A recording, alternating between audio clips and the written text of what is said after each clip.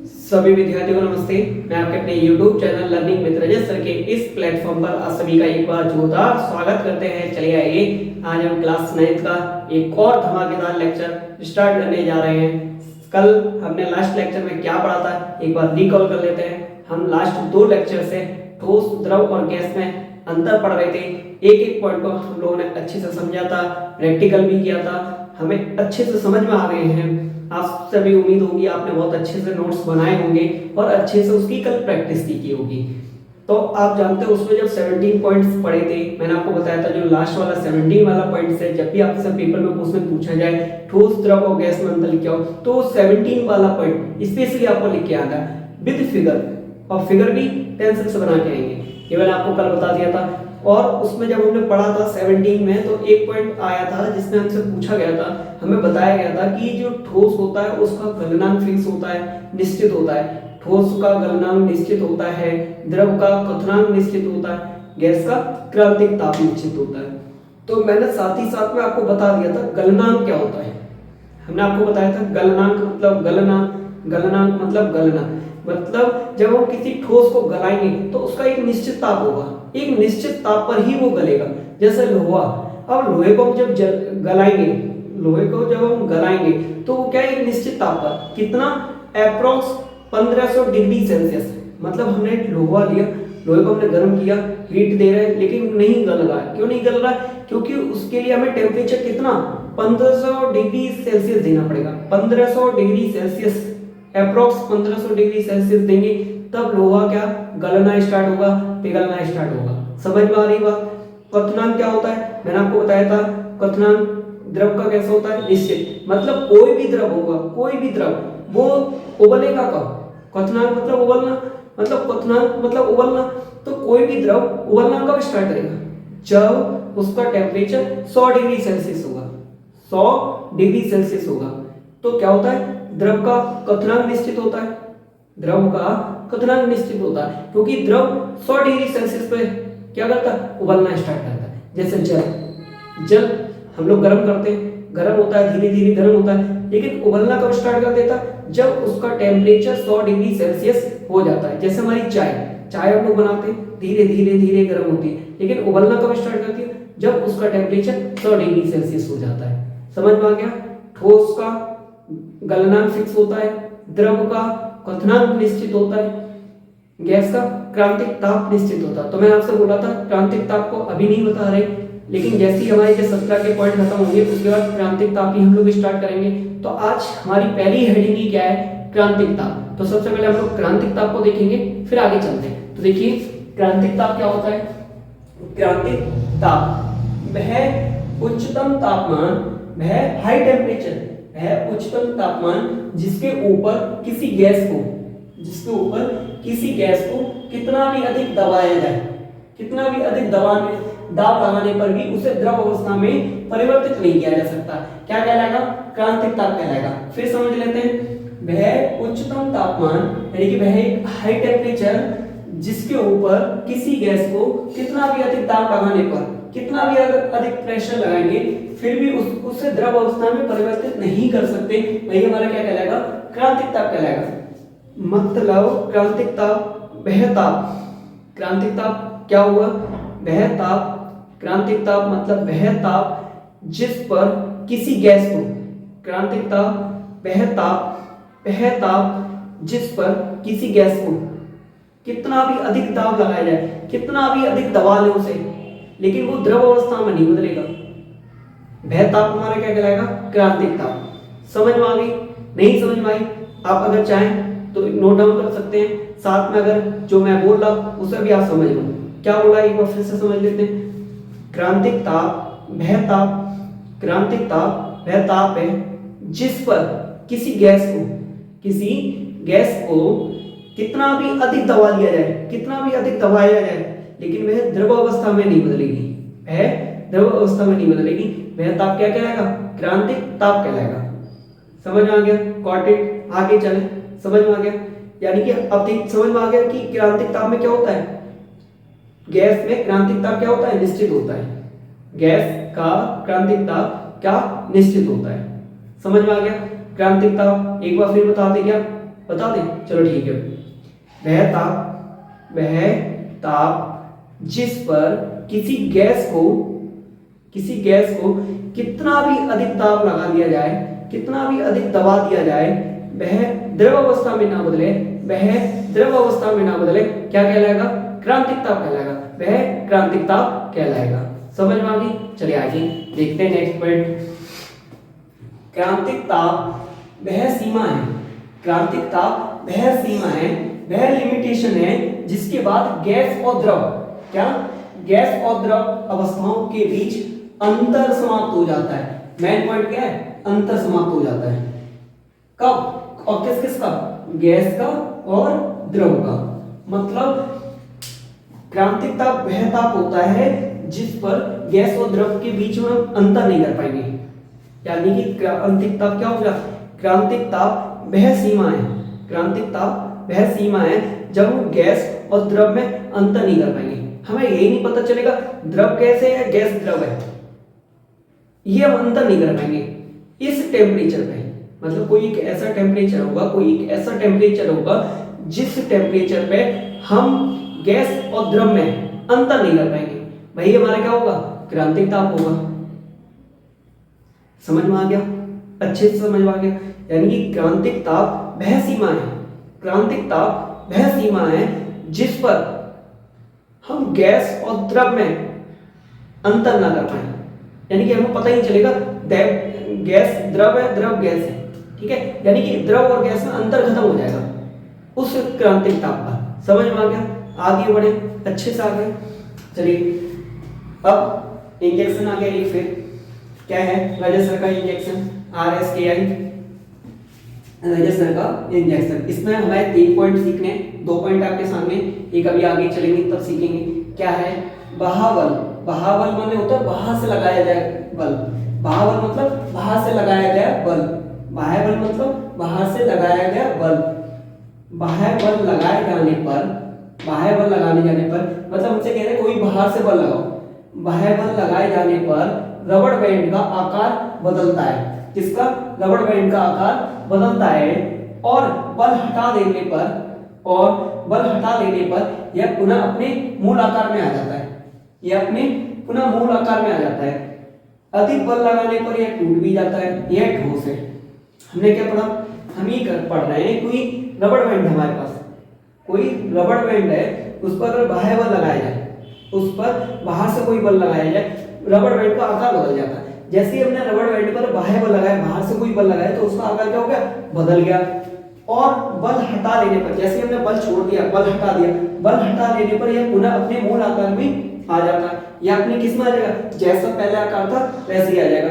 अधिक बल लगाने पर यह टूट भी जाता है। अगर हम ज्यादा बल लगा देंगे तो ये टूट भी जाएगा और यह ठोस है। इस बात से हमें क्या पता चलता है? ये हमारा कैसा है? ठोस है। समझ में आ रहा है? एग्जांपल आपको दिखा दें।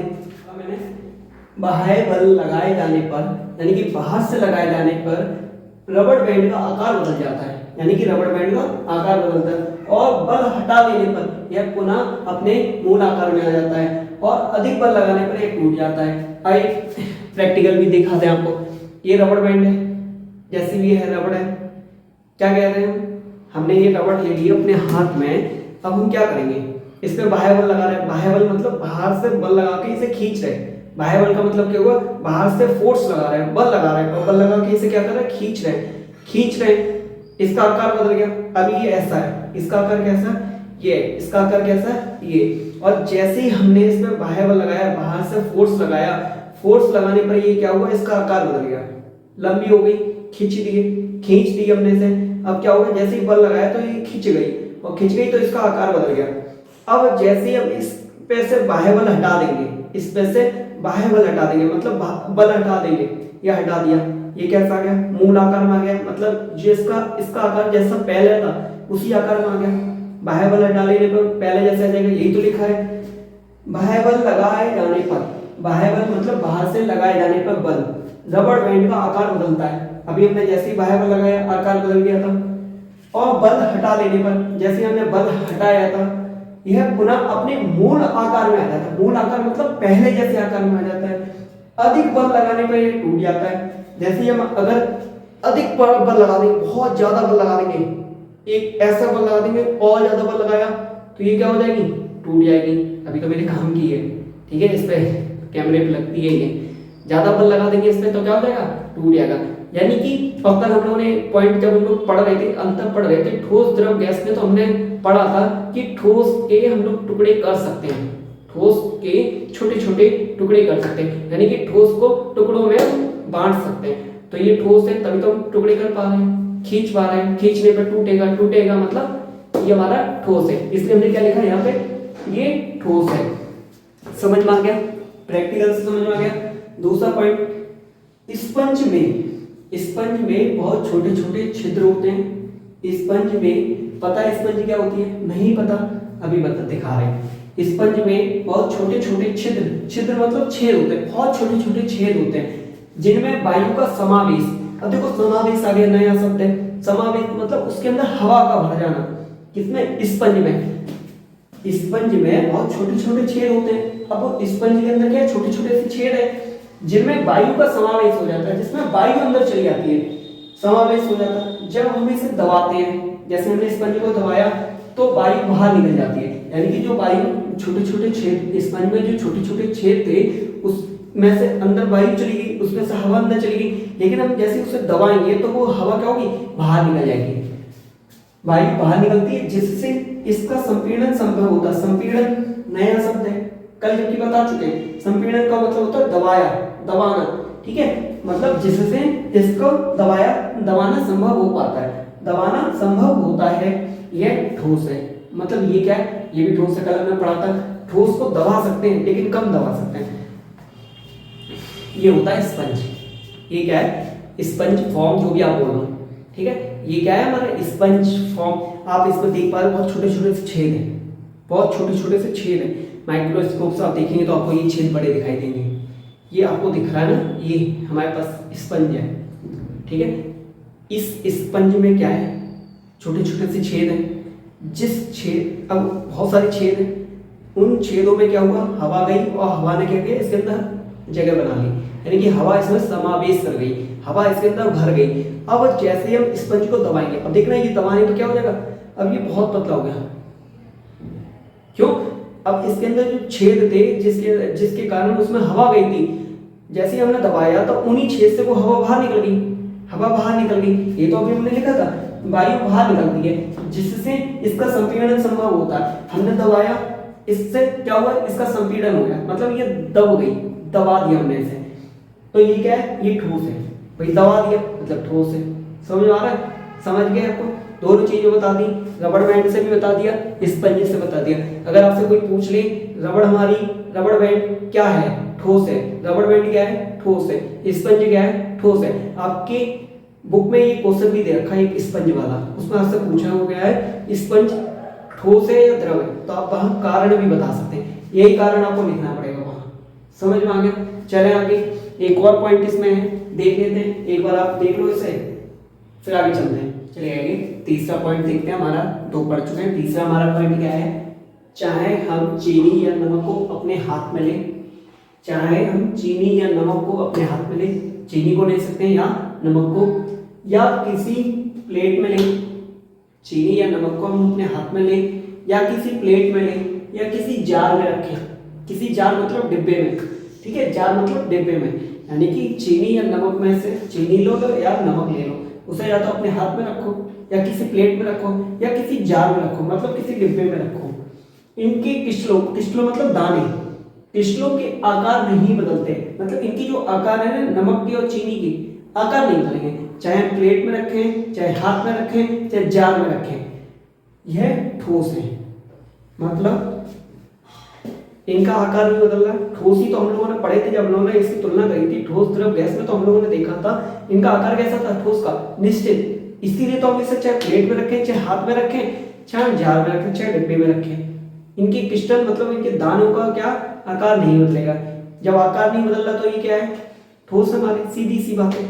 जबकि द्रव, और उसमें क्या हो रहा था, द्रव का भी आकार बदल रहा था, गैस का भी आकार बदल रहा था, इसका क्या आकार बदल रहा है, हाथ में रख रहे हैं चीनी को, वैसी दाने हैं, और इसी चीनी को अगर हम प्लेट में रखें दाने वैसे दिखाई देंगे, ऐसे जार में रखें तब भी दाने वैसे, आकार नहीं बदला, आकार नहीं बदला तो ठोस है, सीधी सी बात हम लोग जानते हैं। अगर ये पेपर में पूछ लिया जाए चीनी के दाने या नमक, चीनी या नमक ठोस क्यों है, तो आप बता लेंगे यही कारण आपको लिखना है, इतना सिंपल हो जाएगा, कर लेंगे। चलिए आइए आगे बढ़ते हैं। अब हमारा नेक्स्ट क्या है, नेक्स्ट है क्रियाकलाप। क्रियाकलाप मतलब प्रैक्टिकल, आपके सामने एक और प्रैक्टिकल क्या है, प्रैक्टिकल मतलब 1.10 मतलब इस चैप्टर का 10वां प्रैक्टिकल आपके बीच आ चुका है, पेज नंबर 5। एनसीईआरटी के आपके पास है तो बुक ऑन करके रखें, पेज नंबर 5 प्रैक्टिकल नंबर 1.10 मतलब ये इस चैप्टर का 10वां प्रैक्टिकल है जो कि आप करने वाले हैं, मैं नहीं करूंगा, इस बार आप करना है। क्या यहाँ होगे? नहीं, यहाँ नहीं आना, आपको अपने घर से करना है। मैं आपको बता दे रहा कुछ सामान लेने इसमें, और इस प्रैक्टिकल में करना क्या वो हम बता दे रहे हैं। आपको जल ले लेना है, जल मतलब पानी जो आप पीते हैं, ठीक है, जिससे नहाते हैं वही जल, तो जल ले लेना है। जिससे आपका आपके घर में खाना बनता है वो तेल ले लेना है, जल तेल जिससे आप खाना बनता है आपके घर में, दो चीज़ें हो गई, जल तेल, दूध, जूस, ठंडा कोई पेप्सी वगैरह, कोल्ड ड्रिंक वगैरह कुछ भी रखी हो, ऐसी कोई लिक्विड चीज़ें ले लेनी है। और इनका क्या सभी का माप ले लेना 50 ml, क्योंकि दूध या जूस या तेल ज़्यादा लेंगे तो मम्मी मारेंगे, वेस्ट हो जाएगा ना, इसलिए मम्मी मारेंगी, मम्मी से पिटाई से बचने के लिए आपको 50 ml, इसीलिए मैं आपको बोल रहा हूँ, क्योंकि मैं करूँगा तो मेरी ठुकाई हो जाएगी, इसलिए आपको बोल दे रहा आप करना है। क्या करना है, 50-50 ml ये सब ले लेना। क्या क्या, जल, खाना बनाने वाला तेल, दूध, जूस या कोई ठंडा कोल्ड ड्रिंक वगैरह कुछ भी रखना है, ये 4-5 चीज़ें आप ले लेंगे, 50-50 ml ले लेंगे। इन्हें क्या करेंगे, आकार बदल हर तरीके के बर्तन, 2-3 तरीके के बर्तन ले लेंगे, उसमें डाल के देखेंगे, एक से दूसरे में डालेंगे, क्या होगा, आकार चेंज हो जाएगा। तो आपको इस प्रैक्टिकल से क्या पता चलेगा कि हाँ, द्रव का आकार चेंज होता है, द्रव का आकार निश्चित नहीं होता है, द्रव का आकार निश्चित नहीं होता है। इस प्रैक्टिकल से हमें ये पता चलेगा। फिर क्या करना, इन्हें सभी को जमीन पर डाल देना, एक एक करके। जल को डालना, फिर खाना पकाने वाला जो तेल लिया उसे डाल के देखना, फिर उसके बाद दूध लिया होगा 50 ml वो डाल के देखना, फिर जूस लेके देखना, फिर जो कोल्ड ड्रिंक आपने ले रखी है वो डाल के देखना।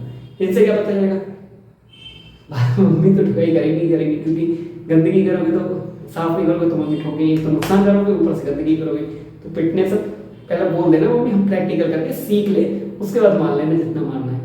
तो सभी लोग करके देखेंगे और अपनी अपनी वीडियो हमें सेंड करेंगे, किनकी मम्मी ने कितना किसे मारा है बता देना। सर ने सीखने के लिए बोला, सर ने कहा इससे कुछ सीखने वाले हैं, और अपनी मम्मी को भी बताना कि देखो आप लोग भी यहाँ आ जाओ, घर में भाई बहन पापा जितने भी लोग हो सबको बैठा लेना, कहना देखो हम प्रैक्टिकल करने जा रहे हैं आपके सामने, तो सभी चीज़ों को गिरा के देखना है। गिरने पे क्या होगा, क्योंकि ये द्रव है तो ये बहना स्टार्ट कर देंगे। क्या करेंगे, बहना स्टार्ट कर देंगे, मतलब जहाँ भी आप डालेंगे वहाँ रुका नहीं रहेगा। क्यों, क्योंकि ये तरल होते हैं, और तरल होते हैं तो मतलब बह सकते हैं, कल हम लोगों ने पढ़ा रखा था।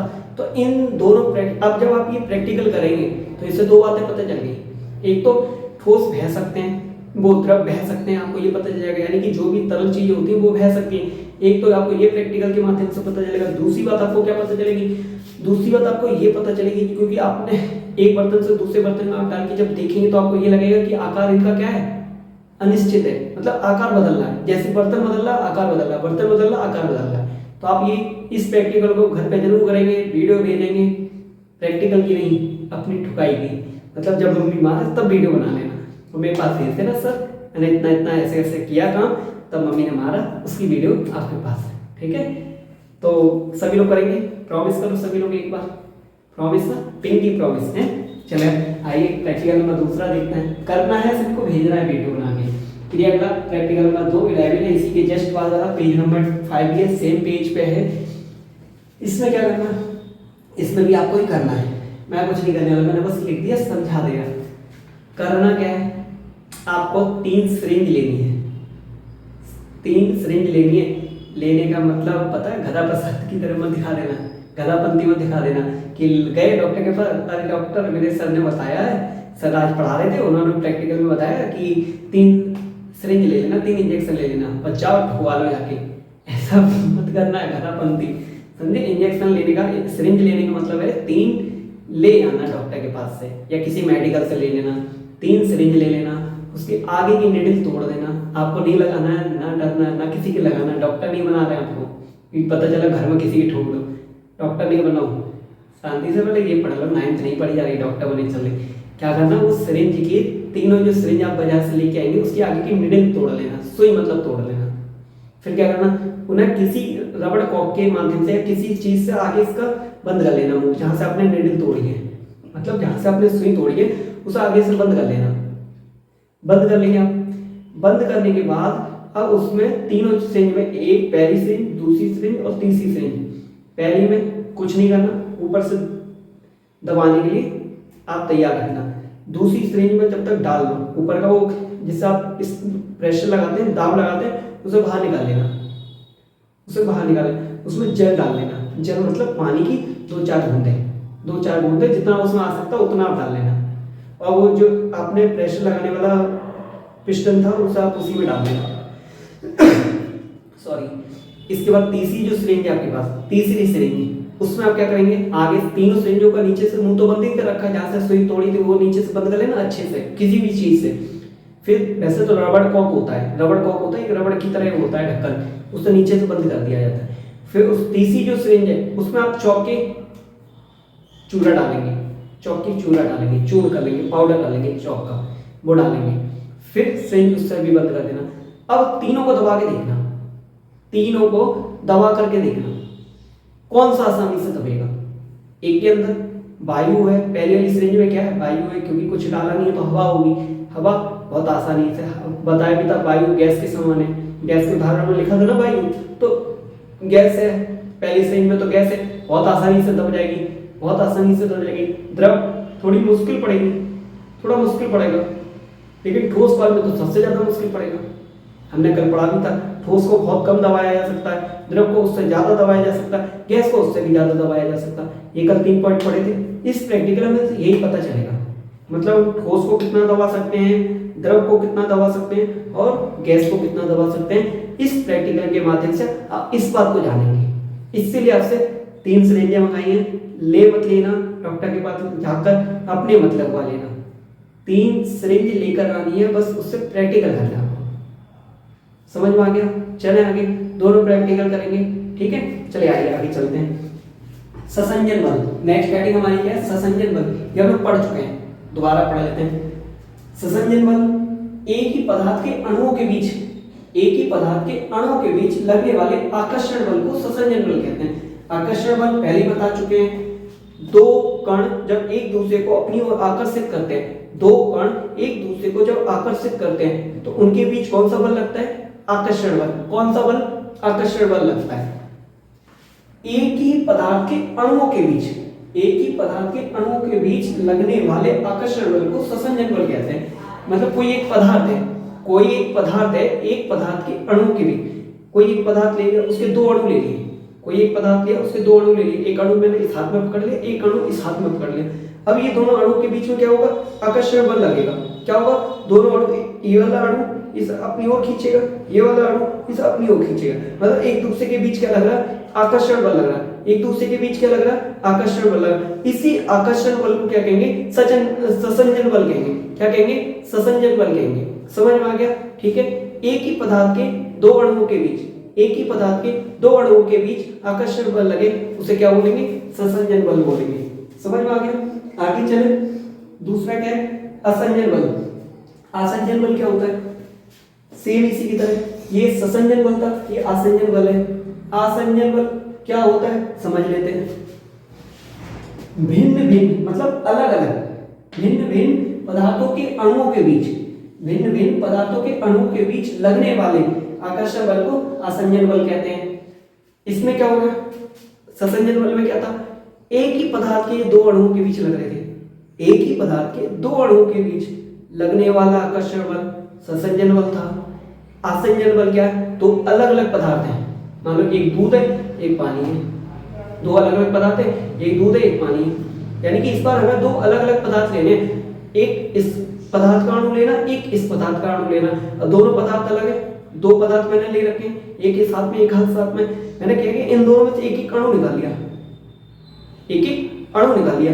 अब इन दो अणुओं के बीच जो आकर्षण बल लगेगा, इन दो अणुओं के बीच जो आकर्षण बल लगेगा वो आसंजन बल है। वो कौन सा बल है? आसंजन बल है। क्यों? क्योंकि दोनों पदार्थ अलग अलग हैं, दो अलग अलग पदार्थ ले रखे हमने, एक तरफ मान लो दूध है, एक तरफ पानी है, इनका एक एक अणु निकाल लिया, एक बार दूध का अणु निकाल लिया, एक पानी का अणु निकाल लिया। अब इन दो अलग अलग अणुओं के बीच जो आकर्षण बल लगेगा, जो एक दूसरे को खींचेंगे, इनके बीच जो आकर्षण बल लगेगा उसे क्या बोलेंगे? आसंजन बल बोलेंगे। समझ में आ गया? ससंजन बल मतलब एक ही पदार्थ के दो अणुओं के बीच लगने वाला बल, आसंजन बल दो अलग अलग पदार्थों के बीच लगने वाला बल। समझ में आ गया? और ट्रिक के माध्यम से समझ लो, ससंजन या सा का मतलब समान, मतलब एक जैसे, सामान्य समान मतलब एक जैसे, एक ही पदार्थ। आसंजन मतलब असमान, मतलब भिन्न भिन्न, मतलब अलग अलग पदार्थों के। समझ में आ गया? याद हो जाएगी, कोई दिक्कत? आज के लिए इतना ही। आप क्या करेंगे, जितना अभी तक पढ़ा दिया गया है, कल हो सकता है मैं आपका टेस्ट ले लूं, तो अभी तक जितना आपका पढ़ा दिया गया है, या कल तो नहीं, संडे को लेंगे, इस बार संडे को आपका टेस्ट होगा, तो अभी तक आपको जितना आपने पढ़ लिया है, जितना मैंने आपको पढ़ा दिया, एक बार सभी का रिवीजन करके आएंगे, यहाँ तक नोट्स अच्छे से कंप्लीट कर लेंगे, और कोई प्रॉब्लम लगे तो कमेंट में करके पूछ लेंगे, या टेलीग्राम पर जाकर मैसेज करके आप पूछ लेंगे। तो आज के लिए इतना ही, tata bye bye, all the best.